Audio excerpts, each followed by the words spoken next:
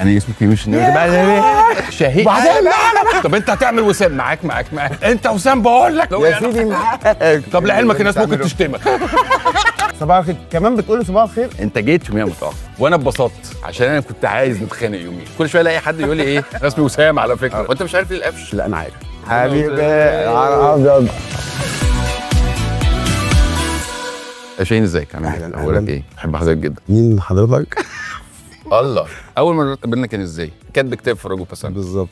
طلعت اجيب حاجه من العربيه وبعدين رجعت في دوشه جت كتيره وبعدين جه الفنان محمد شاهين وانا بحبه جدا فانا عايز اقول له انا بحبك قوي بس موضوع بسيط. هو قاعد كده قدامه وانا قاعد ورا عايز اقول له انا بحبك جدا انت ممثل لطيف جدا بس هو كانت عربيته اتخبطت على الباب فهو عمال يشتم ويدبدب وبتاع ويخبط في الارض فانا كل ما اجي اقول انا اسمي كريمش وقاعد وراه فهو مش شايف اجي اقول له خلاص هدي اهو شهيق وما سلمناش على بعض. الموقف ده انا ما كنتش اعرفه. اول حاجه يوميها جمعت ايه ده لذيذ ده عادي ده مواطن عادي عربيته اتخبطت وقفش وكده يعني فاهم وقدام التوكيل والتامين مواطن يعني وقبل مليئه بالاحترام والتقدير من ناحيتين. احنا في اول سؤال احنا كده هنمشي على الاوبننج على الفيلم. لا يلا بقى نجري بقى. لسه هكوي انا مش عارف اكوي فين. انا لسه هجيب بدله. لسه هتشتري؟ والله العظيم. لا ننزل بقى هنا المسك.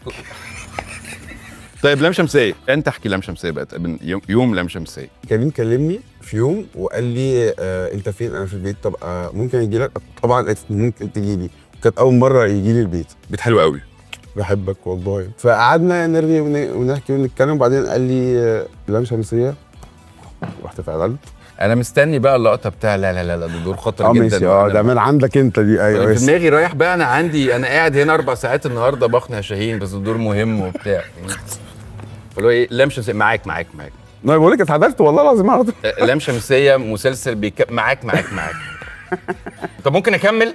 طب انت هتعمل وسام معاك انت وسام بقول لك يا سيدي معاك. طب لعلمك الناس ممكن تشتمك.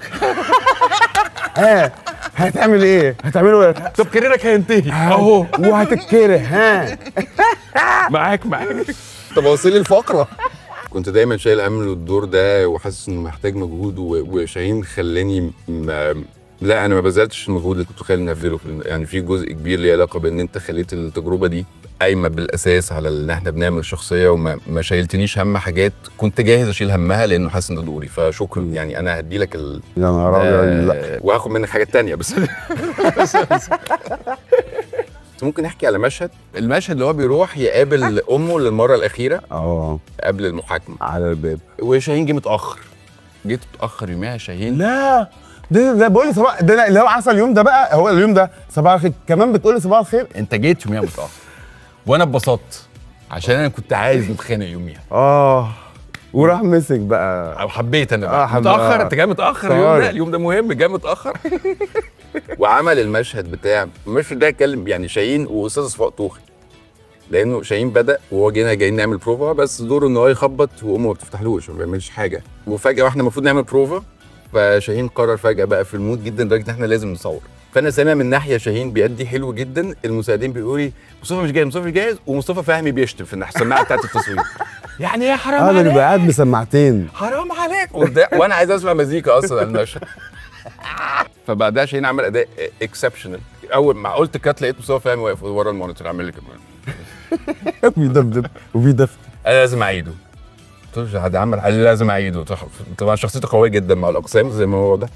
فرحت شاهين قلت له هنعيده وعمل التيك الثاني احلى من الاولاني وانا بحب وده مشهد ما عرفش احطه بطوله لانه كان لو بطوله كان هيغير من الداينامكس. الناس كانت تتعاطف قوي مع الشخصيه. او ده مشهد بحبه قوي. انت ايه مشاهد عندك في لام شمسيه؟ المثل اللي قعدت يعني اقول لك ايه طب عايز اودع البنت ارجوك بس انا كنت ناوي بس انا كنت عايز احسسكم انها مش هتحصل يعني احنا لحد يوم التصوير انا ما كنتش قايل ما قالش مش موجود في الاوردر موجود في السكريبت وهتروحوا ومش قايل وانا مريم اخر النهار خلاص النهار بينزل البس على المشهد بتاع يلا هتودع.